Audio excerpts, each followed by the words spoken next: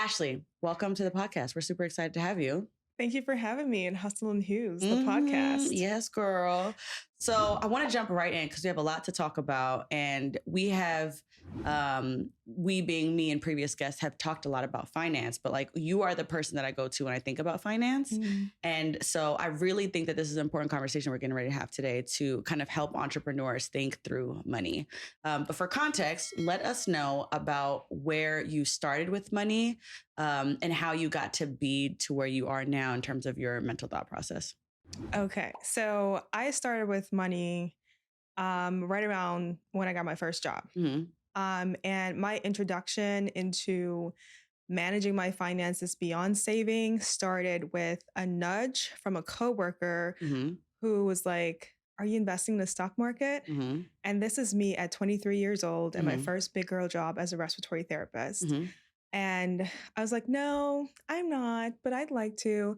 And he said, "Well, you should at least be investing your 401k." And I was like, "Oh," at that moment, that's when that's when I put together that investing with your 401k and investing in the stock market, like you can do those two things at the same time. And I was like, "Oh, really?" And I was like, "Okay, yeah, I'll get around to it."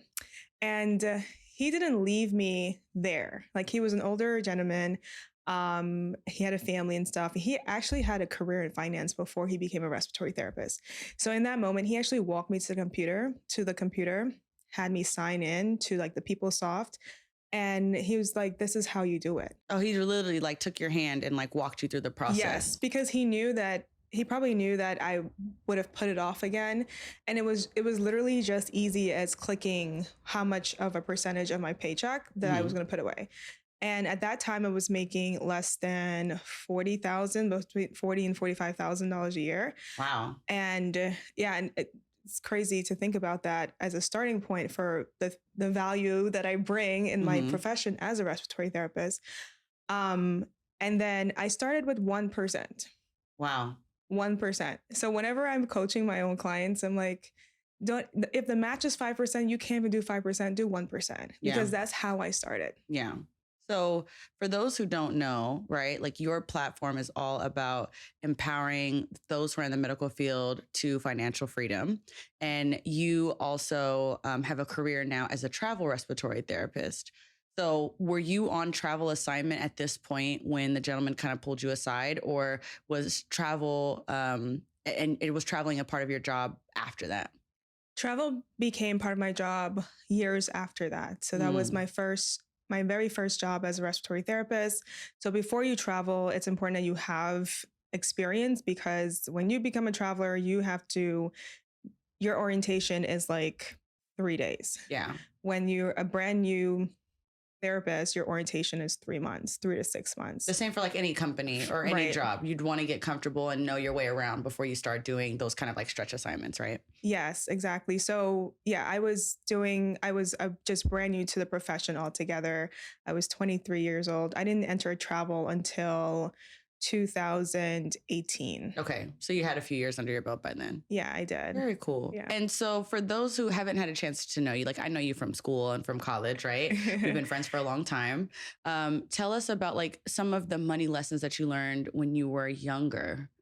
Oh, from parents? Yeah. Like I know where you're from, but like tell the audience, like tell us a little bit about where you're from. Tell us about your upbringing, just so that we have context. Yeah, so I'm a US citizen. However, that's through the naturalization process. I was born in Guyana. If you guys don't know, Guyana is a country in South America. It's English speaking. It's actually the only English speaking country in South America. We have a lot of ties to the Caribbean. Sometimes I'll tell people I'm a Caribbean girl too. So I was born in Guyana. Early money lessons. Whenever someone asks me this, I always think that early money lessons was like my mom telling me that, if I see money on the ground, that I shouldn't pick it up because it's bad luck to pick it up. Okay. Yeah. So you should, like, if you're going to earn money, or if you're going to get money, it has to be like given to you as a gift, or you should earn it. Yeah. And so I think now as an adult, I can look back and get the lesson from that. And so, just like that hard work has been instilled in me, like from from my family and their upbringing. Got it. And at the time when you first got your investing lesson, were you like a finance major? Obviously, a respiratory therapist. So I don't think from school, at least from what I remember, you had like any hardcore financial background. But where were you at in your money journey when he pulled you aside and kind of walked you through the 401k process? I was absolutely just south of everything money. I I was just starting out. Probably at that point, all I knew to do was to save. I probably had a credit card at that point. I knew not to like get into credit card debt. How about student loans, the car note, any of that? I had student loans. Oh yeah. At that point I was fresh out of school. So I had student loans that were piling up. I didn't have a car loan because I had my first car, but at that point that car was like 10 years old. It was like a Honda Civic with 200,000 miles, but I bought it to get myself through college, going to clinicals.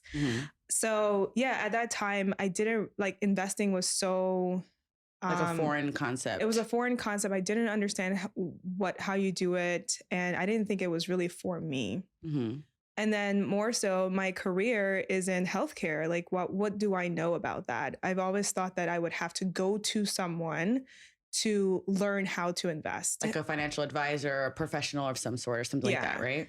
And coincidentally, that's how I learned how to invest, because I went to an advisor and they turned me away. They said, you're not ready. So at the point where I went to an advisor, I thought I was a rock star. And I'm a certified financial planner student. So I want to be a certified financial planner, and I'm taking coursework to do so. We love that because we always love our own in these professions to kind of guide us. Exactly. So a certified financial planner is kind of like the highest degree, or not degree, but like credential in the field of financial planning. That's awesome. And so that is what I'm going after right now. I'm working towards that right now.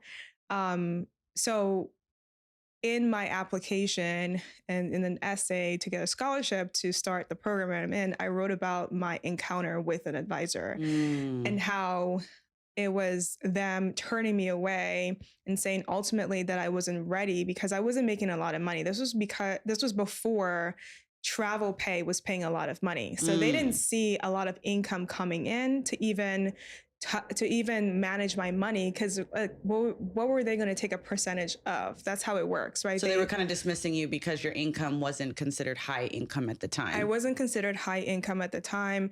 I didn't have a lot of assets. I probably had just about $10,000 in an emergency fund, which to me, that was a lot of money. And it still is a lot of money to have in savings. And I had been debt free at the time. And I was like, so I was following the Dave Ramsey path, which I was going to ask you, how did you go from this gentleman is communicating with you and like walking you through your first 401k to now it sounds like you have a positive net worth. You're out of debt. Like, what was that process like? And how long did that take? Yeah. So I had a couple of respiratory therapists, colleagues who were giving me nudges. Like I met 2 respiratory therapist colleagues who were millionaires already. Wow. And I don't know if you guys know, but like respiratory therapists are the most unassuming people in the hospitals.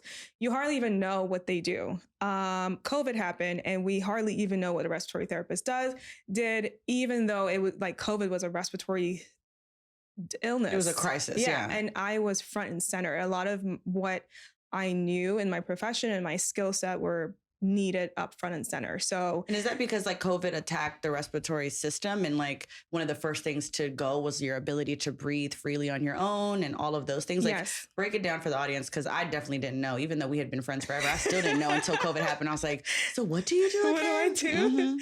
So, COVID, whenever someone got COVID and it required hospitalization, their oxygenation would go low, right? So that's one of the things that we would notice. And so they would need oxygen, right?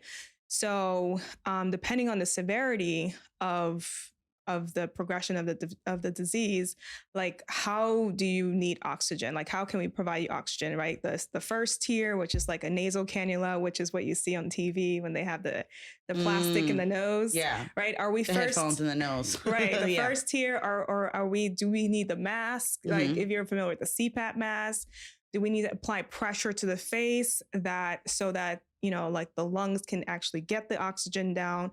Or are we at the point where this person cannot breathe on their own and they need mechanical ventilation? They need a ventilator. They need a breathing tube and a breathing machine. That's the one down the throat. That's really invasive. Yes. The ones that we've seen all over Instagram. Right. Yeah. So I dealt with the patients that needed breathing machines, right? Because that's like the more advanced need for care. And that's where I was. And there was also shortages. That's when you're talking about, like, in COVID, there was lots of shortages in terms of just personnel in general, but specifically in your specialty as well, correct?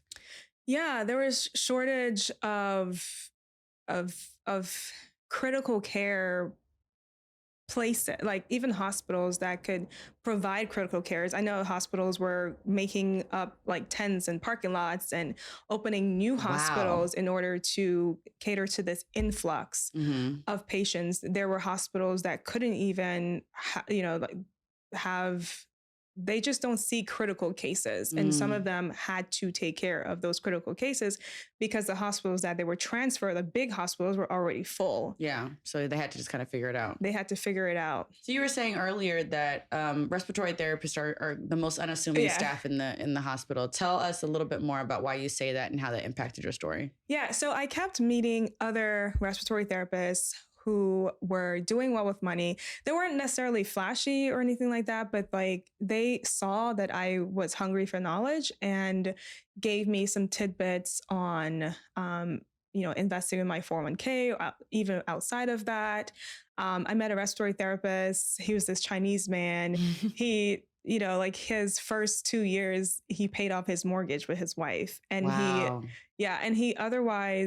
he was just really smart, and he was great to bounce ideas off of. And as years progressed, like the conversations I was able to have with him were so different because I had progressed along the years. Yeah. And then I finally met another respiratory therapist. He was a director of the ECMO program. And just like another division of respiratory therapy. And he recommended me to his firm that managed his money. Is that the firm that ended up turning you away? Yeah, that was the firm that turned me away.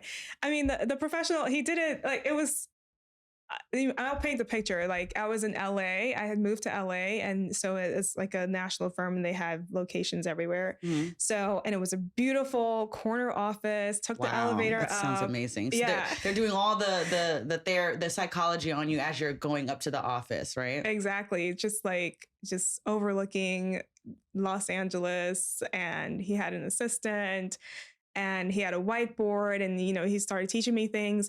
He did send me home with a book and some pamphlets and stuff. And after telling me basically, you're not ready to be a client of ours. But that was it. Like that was all the information that he gave me. And how were you feeling when you walked out? Like, were you feeling like, oh, okay, this is, I'm not there yet, but I'm inspired to get there? Or were you feeling like kind of like pushed out, like, dang, I want to be on that path and I'm going to need help to get there because clearly I'm doing the right things. Like a lot of Americans are not debt free.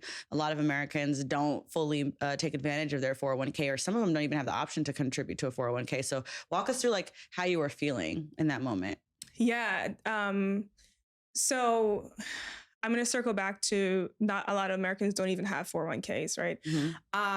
So in that moment when I got the no, I was like, oh, okay. And that was it. And I went home. I was really just disappointed by the news because then I didn't have any how to be an actual client. Like, what is the number? Where do you want to see that number? And so I just delve more into financial books. At the time, I wasn't on social media, but I try to get back on social media to look for hashtags of people talking about money. It was kind of hard. And this was in maybe 2019. I didn't find influencers. I don't even know if I was looking for influencers, but I just it was hard for me to find that community. And I somehow intuitively, I felt like I needed to find community. So speaking of community, like at this point, when like going from when that gentleman kind of gave you the advice, like how long did it take you to get debt free? And, you know, can you tell us like what that journey was like? Yeah. So my debt-free journey started with the Dave Ramsey bug. Right? Didn't we all, girl? I was drinking the Dave Ramsey Kool-Aid and it worked to a certain extent. Yeah. I know a lot of people feel strongly about him, but I can say for me, it was a really easy, simple, let me say that, not easy, simple way to kind of get out of debt. Cause I don't even think you and I were talking very heavily at that point. It just so happened we both had in our separate journeys have been working towards debt freedom. And we later ended up bonding over wanting something different and our parents struggling. And, you know, we both relate because we're both parents of immigrants. You're also an immigrant yourself. So we had a lot of commonality, and it's not about just having the money. It was the financial freedom. It was what it did for our families, but also feeling like, well, how am I going to get there when there's no blueprint, nobody who looks like me, no references. And it wasn't even like a very sexy thing to talk about on social media yet. So talk to us about that. Yeah. So we love Dave Ramsey, or Dave Ramsey is so popular because he gave a method, like take this step in front of the other. Very simple, repeatable. Very simple, right? So I actually took his course together. Did you? Yeah. With the Financial Peace? I took Financial Peace University with my mother. Wow. Yes. And we were in debt at the same time. And I got out of debt in record time. The debt that I had, actually, I got to Dave Ramsey, like I had paid off my student loans, and then I got to Dave Ramsey, and then I bought a brand new car. And then clearly you learned nothing. right. And then I started Dave Ramsey. I was like, oh, I guess I have to pay this car off, right? So I paid off my brand new car in 10 months, right? Yeah. And how much were you making, for people who are listening? Like, oh, it's easy if you're making so much money. Yeah. Well, there's a point there, right? So it was easy for me to see my way to pay off this car because that was when I started travel. So I had increased my income at the time. And so it was easy for me to see my way. Now, my mom, on the other hand, my mom does not she's not high income earning. And, you know, when I think of my salary now compared to what my mom makes, I don't even know how she raised me throughout the years. So, and this was very important for me to look back on, to really recognize my own privilege, right? So my mom broke her back so that I can have the college education, that I can make jumps and get like pay increases like that, right? Meanwhile, we're on the same path together. I finished in 10 months. She didn't. And she lost the grit to keep going, right? Because like, how long can you expect someone to lay low, right? Like rice and beans, cut all the cost, all the budgeting, exactly. You know what I mean? And really cut your lifestyle. I think that's where some people fall off of the whole Dave Ramsey train, because there's some of us have like a lot of debt, and it takes so long, and you just can't see the end after a certain period. And when you don't have that income, like I had the confidence that I was going to make it through, and it was hard for me to do so. Because I saw the path with the income, but for my mom, it was like years, right? And what am I like? She is in her 50s. Like, who am I to tell my mom you need to lay low and not enjoy your life and not have experiences? Budget yourself to death, penny pinching. Yeah. For what? And then at that point, the direction the Dave Ramsey was, don't even invest for retirement. So what's the point of being debt free if you have no chance of financial independence? So not even getting like a company match for her 401k, like she needs to do that the most. And it was for student loans. And look at us right now, we're in a forbearance where, you know, it was possible that student loan, like we're at the point where, I mean, like a couple months ago, we were like, wow, we're actually at a point where student loan forgiveness is an actual thing. Like this can be possible. Yeah, it's within sight. We still got a few hurdles, but there's a possibility. Yeah, it's more possible than it had ever been. 100%. Right? Yeah. And like to imagine you're just slaving away to get rid of student loans when the whole time you should have been also focused on your independence, financial independence and retiring, right? I don't know. So I have a little beef with the baby steps. But I also do credit Dave Ramsey's work for getting me on that path. Yeah. So it's not a one size fits all. Like some people it works really well for, and others, you know, maybe even in our community, it's not applicable in the same way, and it doesn't have the same results, right? Right. And I appreciate that. I think the first financial advisor, because I was absolutely drinking the Dave Ramsey Kool-Aid. It took me a long time. I think it took me a few years, but I paid off my student loans, I paid off my car, I paid off all my credit card debt, and I couldn't believe it. But to your point, the only reason I was able to do that is because I started changing my mindset about the income that I was bringing in. And that because budgeting is only one half of the equation that I learned from the budgetista, Tiffany Aliche. If you guys don't know her, she's amazing. And I remember the first time she's like, paying your debt off and then what? And I was like offended because I was like, what do you mean that's the goal? Like that's the shiny thing, right? I had no idea about 401k at the time, in the sense of I didn't understand what FIRE was, financial independence, retire early, like that movement. I didn't understand the whole concept of like growing your net worth and being able to really have options, like great options to be able to quit a job and have FU money and generational wealth. Like none of that was what I had studied in the Dave Ramsey philosophy. Yeah. And so I think when I was confronted by that, I realized that, oh my God, there's a different way to do this.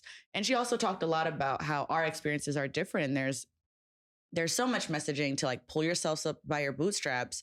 And there's so many of us that just don't have that privilege because of circumstances and because of things that are outside of our control. At this point, it's like, so am I supposed to throw the baby out with the bathwater, or do I make small incremental steps to secure my future, like starting with investing, right? When time is on your side. Yes. So I love that. And I also appreciated the fact that it was many years later that I ran into you again. Like we had always stayed in touch, but like really like sitting on the phone, chopping it up. Yeah. And I think you had posted like a milestone in your net worth. And I had just kind of started hanging out with Tiffany online, if you will, realizing like, oh man, maybe I really got this wrong, because in the middle of the pandemic, I was debt free and I still didn't feel secure. Right. I was still working on my 6-month emergency fund at the time. And I just still felt like, okay, so now what? Right. And I started a business, and Tiffany was one of the first financial figures who talked about how having a business and being an entrepreneur is part of your financial freedom equation. And I hadn't really understood until that point what financial freedom was. So I would love for you to kind of define in your terms, what do you identify or define financial freedom as? Yeah. So what I get from that is that it's like a buzzword online, financial freedom, and then sometimes financial independence, right? And it can mean so many, whatever, it's subjective, right? So maybe there's like levels of financial freedom. Whenever someone becomes debt free, there is a freedom. They're like, oh my gosh, I have a lightness about it. There's a lightness. You look at your budget sheet, you're like, oh, there's extra money that I'm not sending to a payment. I can spend it how I want to. You have options. You have wiggle more room. options. I have more wiggle room. And so like, you breathe a little easier, right? You sleep a little better. So yeah, I think financial freedom is, maybe it's like, it's a feeling. But so, and something that I like to bring to my audience, and to my clients, is the idea of financial independence. Okay. Right. So, our parents raise us as kids so we can be independent adults, and we go out into the workforce and we trade our time for income. And so the purpose of that income is so that we can build for our own independence, our own financial independence, because there's going to be a point in time where either it's past due for us to exit the workforce, or we want to exit the workforce, or we just can't keep working, right? So we need to have some financial independence that's independent of us exchanging our time and our job, but we can have like a place to pull money from. Yeah. So basically like having a system that's there to support you when life happens, whether that's, I have an injury and I can't work anymore, or, my family situation is different and I want to settle down and have children, or I want to take a break from this to be able to travel the world, or I need to care for a sick parent, or, hey, it's just beyond the retirement time and I'm ready to call it quits. Or on the other side, I'm 45 and I don't want to keep doing this crap until I'm at the retirement age, right? 60 plus. Right. So I love the way that you put that, like having a system that you're slowly contributing to and building over time to then give you options to live freely without the shackles of a 9 to 5 or a side hustle or whatever that may be. Yes. Yeah. So yeah, that's financial independence is just like slowly building that reserve. So at a certain point, you have the option to have agency over your time. Mm-hmm. I love that, agency over your time. And I think now with social media and people talking about they're working from their computers or they're working minimal hours and fires becoming like a very highly discussed topic. Yeah. I think that that's becoming more sexy and people are starting to consider that. So, going back to like when I saw you and we reconnected, I had started my business. I realized that I didn't want to work forever. I think a lot of us, whether we're entrepreneurs or millennials in general, I think we're looking at this retirement plan of like, oh, I'm going to find a good job. I'm going to work for 20, 30, 40 years like our parents did, and I'm going to retire. But pensions are almost extinct at this point. Yes. And then the way the economy is going, the cost of housing and to raise kids is just so astronomical. And like I know that the wages have not been increasing at the same rate that expenses have been, or cost of living has been increasing. So it's now more important than ever for us to have an option if we don't want to be on this hamster wheel forever. And so many of my friends who are in their late 20s, mid 30s, early 40s are like, I can't imagine continuing to work like this for 10 more years, let alone 30 or 40 more years, right? And I think I was at that place when I saw that you were doing great things. You also started your brand, Bankable Facts, which I loved. And because we're so close in age, I was like, what am I missing? Because I'm debt free, but my net worth is nowhere near yours. And I know that, we're in the same ballpark when it comes to income. We both went to the same school. We're both educated. We both have been in the workforce. What am I missing? And that's kind of when I reached out to you for you to like break it down for me. Yeah. I think I was, so first of all, Afnan and I, we're way back. Yeah. She was my freshman year RA. Yes, that's right. Which led me to become an RA. And love that. I started Bankable Facts in 2020, like everybody else who started their brand. All of us, right? Okay.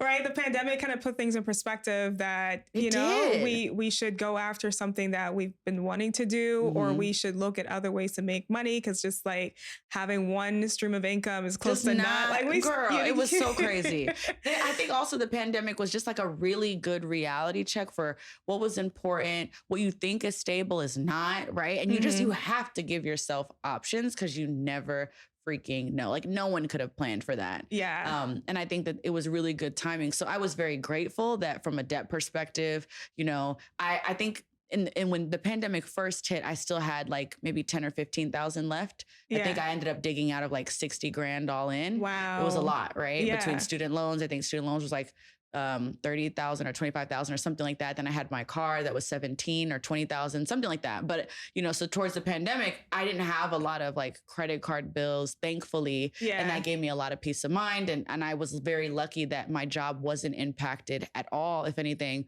a lot of the work that I had already done kind of supported. We were an industry that benefited from the pandemic. I hate to say that, but it's true, right? Mm-hmm. So we weren't impacted by layoffs at the time. And I do remember when we talked, you having this like super confidence about you because you just had a plan. You knew what you were doing. And I also remember having like this crazy fear of like, oh my God, Ashley, like, is it too late? I would think I was like 30 at the time, 29 at the time. Yeah. And I was like, have I missed my mark? Like, if we're talking about like the way money doubles and I've wasted my 20s and all this stuff, and I shared the story with you specifically that before we had got married, we cash flowed our wedding. Our wedding wasn't very expensive, but we wanted to cash flow. So I had turned off my 401k to use some of that extra money because I was taking advantage of the match in my company at the time. And I totally forgot to turn it back on. And it wasn't until I talked to you 5 years later that I was like crying because I couldn't believe how much money I had lost. But, you know, talk to me about that moment, if you remember, of me coming to, because I'm sure a lot of clients come to you the same way, like, holy crap, like, is it too late? Is life over? Like, am I going to have to succumb to this job forever? Yeah,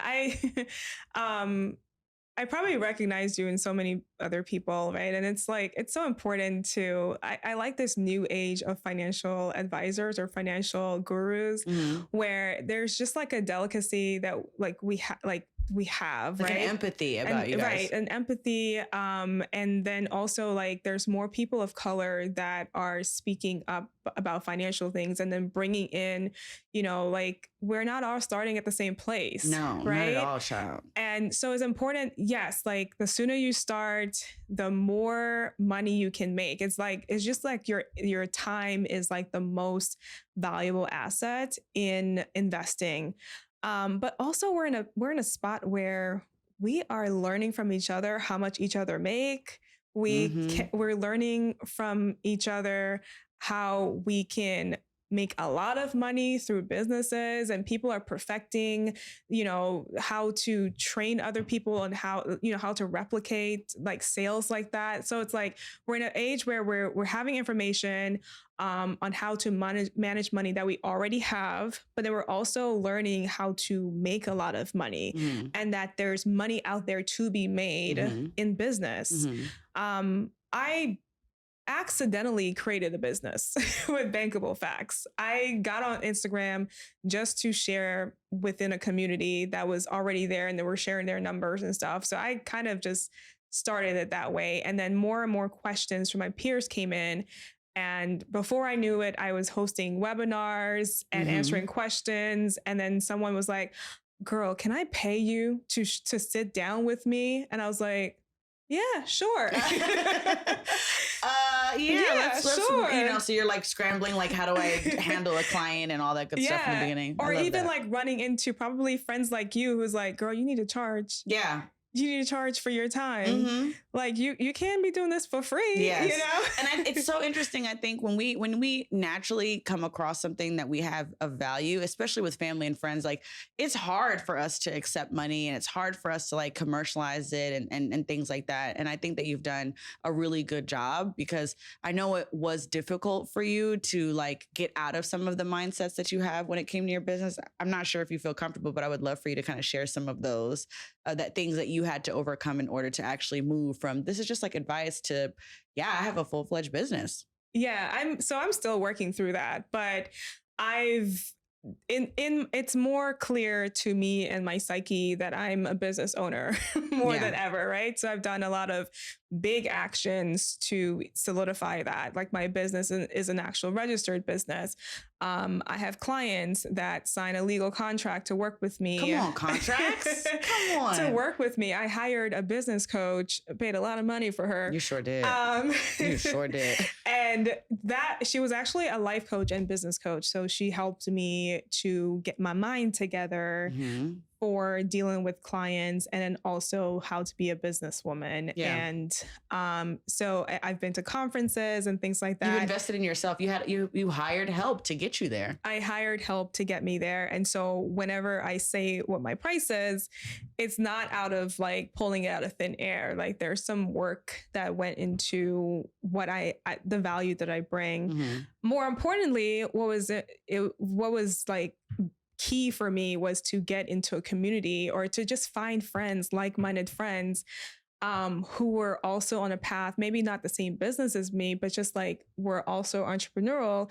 So to normalize my experience, because I didn't have entrepreneurial friends to begin with, right? My friends in my friend circle before that, they were all like just professionals as well, very great in their respective in fields. But outside of that, I didn't know anything else. And so I was like, okay, I'm intentionally need to find friends, like entrepreneur friends. Yeah.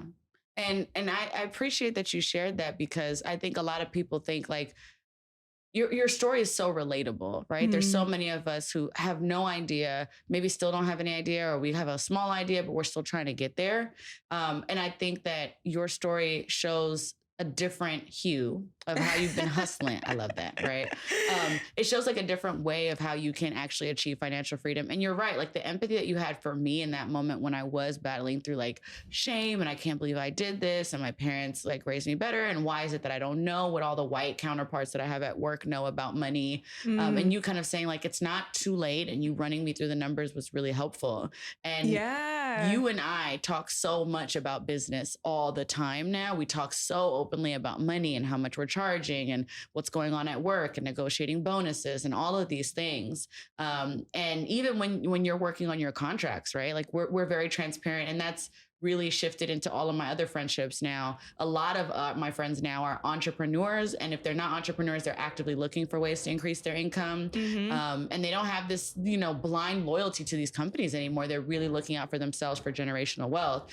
But one of the things that I really appreciate that we talk about a lot is like how entrepreneurs, whether that's aspiring or current, should be thinking about their financial freedom, their financial independence, as you said, right? And so I would love for you to take a few minutes now and just kind of talk to us about what do entrepreneurs need to know about finances in this day and age? Yeah. So, your 9 to 5, use it as your stepping stone into entrepreneurship. Get all the benefits you can. A lot of people, real big entrepreneurs, they use their 401k money to start. Not that I'm saying you should do that, but they had something, right? They use their benefits. They use their skills. A lot of times we kind of overlook, like, we have a specific skill set, whether it is dealing with logistics, if it deals with writing emails and communicating well. Like, what are you naturally already gifted at that somebody would willing to pay for you? Yeah. Right. So it's important to like have your reserves. So like your 401k, like make sure you're still building that, because it's slow money, but it's sure money that's going to get you to retirement. Like at any given rate, you need some kind of fallback, right? You need that same skill of putting money away into retirement as an entrepreneur as well. Like entrepreneurship doesn't mean that you don't invest for retirement. Yeah. Right? And I love that, because I think I'll speak for myself. Yeah. I definitely thought if I made a business that was making multiple 6 figures, then the business was the retirement plan. And you were like, no, sweetie, that's not what we're doing. Yeah. Right. Do that, but still contribute to your 401k. Yeah. So that if 10 years from now you decide you hate your business or you're tired or your life circumstance is different, you're not trading one set of golden handcuffs for another. Exactly. And you have options. And that really blew my mind. I had never thought about it that way. So here's the thing, financial independence, right? We all have, we all have a different number that will make us financially independent based on like how much we need to be spending to cover our basic needs, right? And we need income to invest our income to get financial independence. However we get that income is up to us. Are we going to get it through our 9 to 5? Are we going to get it through our business? Are we going to get it by investing in real estate? Like whatever it is, we just need that income, take that income, build wealth with it, and keep it moving, because there's going to be a time where either we don't want to work, or what I need to stress is, there may be a time where we cannot work. There may be a time where we cannot launch, we can't launch a product as an entrepreneur. There may be a time where be on Instagram taking pictures and reels constantly. Yeah, you can have a cash cow that keeps going, and you have a system that automates. But like stuff happens, like a pandemic. There are external forces that can stop things, but then that doesn't mean that you are not carrying on with your wealth building, right? Like the stock market still will go on, right? And it will fall and it will keep rising. It's the most consistent vehicle to grow your money in. It's slower than others, but it's the most consistent when you look at the last, 70 years? Yeah, right. So there's many paths of financial independence. You can invest through the stock market. You can be a business owner. You can, what else? Real estate, all those kinds of things, right? Like, so when we look, one of the main examples, when we look at Jay-Z's net worth and what comprises of his net worth. He has ownership in stocks of different companies. He has ownership in other businesses. His catalog is part of that. I saw a pie chart, so that's why I'm like, I can tell you what it is. Like it's really him taking money that he's made, the income he's made, and plowing from being it an artist and flipping that. Or Rihanna, Fenty's doing the same thing. Exactly. She used her skills in singing and being an entertainer to then build a brand, and now she has Fenty to the point where she doesn't even need to do the music. Her job or her 9 to 5, if you want to think about it like that, she doesn't need anymore because she's invested into this brand that now is so lucrative.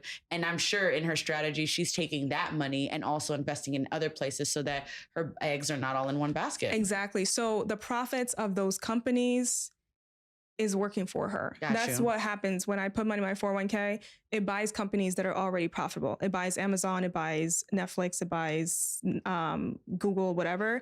Like those companies are already profitable. Why am I reinventing the wheel? Right? So I'm going to take my income, buy companies, buy the profits of companies that are already doing well, and I keep doing that. Yeah. What are the other lessons that you think you would like to share with entrepreneurs, or even mindset shifts as they're kind of thinking through their journey, whether they're launching their business or they've, they're super successful and they have multiple 6 or 7, 8 figures?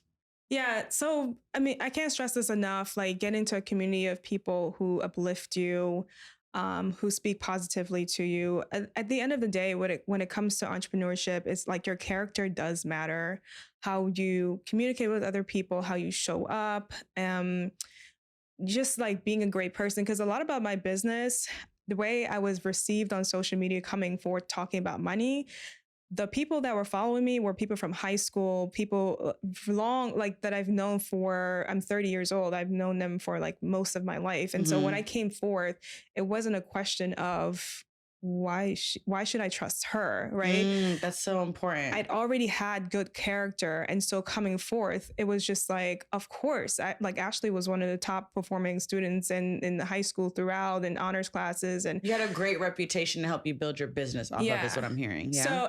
So my journey doesn't even end here. It's just beginning. And so I'm going to keep good character going, right, at the forefront of my brand. What else? So community, make sure you have good character, make sure the finances are right, like get with the right people in the beginning. Like Tiffany and Alicia talks about getting with a bookkeeper, right? If you let me stop right now.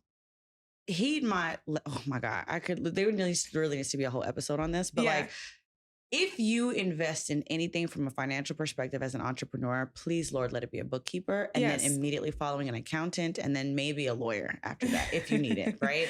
Because when I tell you I jacked up. First of all, I got back into debt thanks to my business, right? Didn't know anything about like how to raise capital or any of that stuff or business loans at all, right? And then not only that, but then getting ready for my taxes was a nightmare because I didn't have a bookkeeper. And I had, of all of the podcast information that they give you, like on social media, there's everybody with a mic and everybody has an opinion these days, right? Yes. I had not heard not one person say, if you're an entrepreneur, make sure you got a bookkeeper or learn how to use QuickBooks yourself. Like before all the camera equipment and all that, I really should have been watching that. And I really appreciate you sharing that and reminding all of us, myself included, because I got to finish getting rid of my taxes. Yeah. But it's so important. It's so important. If you are an aspiring entrepreneur, or maybe you started your business like me, I didn't get a bookkeeper till I was almost 2 years in business, which was a mistake. Make sure you have those foundational pieces so that you can get your finances in order from a business perspective on top of like a personal perspective. Yes. Yeah, for sure. Yeah. Get the finances right. Like get right with the IRS. Like, don't, because then I don't know the IRS. Wait a minute. No, I'm saying generally. Okay. She's like, oh, to the entrepreneurs who are watching and listening, looking at me. But yeah, so I love that. So you said get your ethics in line, right? Yes. Like have, a good reputation, right? You said 2, get your finances in order, make sure you have a bookkeeper. You're about to say something else. Be outside, right? What do I mean by that? Be social. I'm an introvert as they come. But I had to, especially since I'm a traveler and my business, I have to keep my business going as I'm in California, Hawaii, like all these places. Just go to networking events, be intentional about making a friend, because you just like never know what that friend is going to put you onto and or who that friend may put you onto. And what I've learned is that people come into my life and they give me help based on where I am. That's so true. That's so true. And the more and more connections we're making, the more and more help we're going to get. That's 100% right. Yeah. That's 100% right. I think that in terms of advice, the only advice that you can use is where you're at based off of right now. Like there was advice that my mom gave that luckily I remembered it, but I couldn't apply it until after I had taken a certain amount of steps and I made a certain number of mistakes to really appreciate and kind of work on it. So I love that you said that. It's 100% true. Yes. Another thing, it'll be my last one, is whatever skill. So I think that writing is a really top tier skill to have as an entrepreneur. You need to be able to communicate your thoughts in a precise way and direct way. You have to be able to communicate well and do that through writing. Whether it is that you're writing an email or you're writing a copy for launching a product or something like that, you just need to be able to write well and, punctuate and things like that. Like that just sets the standard of who and what your brand is. I love that. Yeah. I was surprised to see how much writing was a part of my entrepreneurship journey, still is. Like copywriters, there is ChatGPT and use that at your own discretion. But writing is fundamental in everything that you do, whether it's Instagram captions or, descriptions for your video or proposals, trying to get sponsorships or any of that stuff. It's super important. So I love that. Is there any other, I don't want to say financial advice because we don't do that around here. Disclaimer, this is not financial advice. Yeah. But are there any other lessons that you garnered that you'd like to share that you think would help somebody else at this point of your journey? At this point in my journey, I'm having patience with my entrepreneurship, right? My personal finances, they're going great, right? And so I'm still, putting money in the stock market. I'm making income and I'm doing that. You're doing really well, girl, because every time I see you in a different country for like a month sabbatical.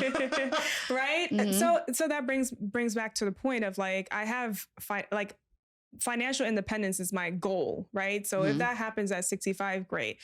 If it happens like before that, great. But like because I know when it can happen based on the calculations of, based on where I am. And that's another thing. Yeah. I know my numbers. And so I know that I can, as long as I meet my investing goal for X amount of dollars in this year, taking a 3-month break to do solo travel is not going to set me back in life. That's crazy. Right? So there's like this thing on Instagram and in TikTok, like, forget about my 401k. I want to have 401k memories. I'm like, can we adapt doing both? She's like, can we do both? Like, go to the trip, but still, contribute 2%, 5%, whatever it is that you can. Whatever. Yeah. You kind of have to have both. Like, because guess what? You're more likely to live well into your golden years than your life is going to cut short. That's true for most of us. Yeah, that's true. And so what kind of life? I want to live a hot girl life forever, right? As long as like God has me here to live out my passion and to do the work, I want to live a hot girl life, and like the same, without sacrificing the hot girl life that I have right now. And it's so important. It's possible that both can happen. I love that. Okay. So let us know what you got going on and where everybody can find you. Okay. So I'm Bankable Facts. My name is Ashley Van-Veen, and I am the owner of Bankable Facts. You can find me on Instagram. Currently what I have going on is, I'm a money coach. I see I do one-on-ones with clients. And what that entails is working with them in a 10-month period. Girl, those 10 months monthly are serious, calls. let me tell you. Yeah. Monthly calls where we sit down and we go, like, we look at the whole structure. What does your financial independence plan look like? And so that's what I have going on as far as like what I do as in my business. And then the next thing, I am working on building a course with Miss Afnan. Yes, you are.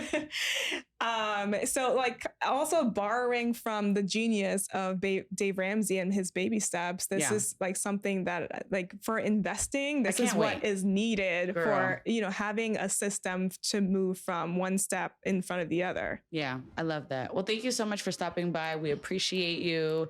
And the next time you go to Colombia for 2 months, take me with you, please, girl. These streets are ghetto. I mean, if you want to go to Mexico City, I heard that might be the next stop. Oh, so. Okay. What's her name? Hazel's gonna take us to Ghana and you'll take us to Mexico City. Exactly. Love that. Well, thank you again. I appreciate it. Thank you.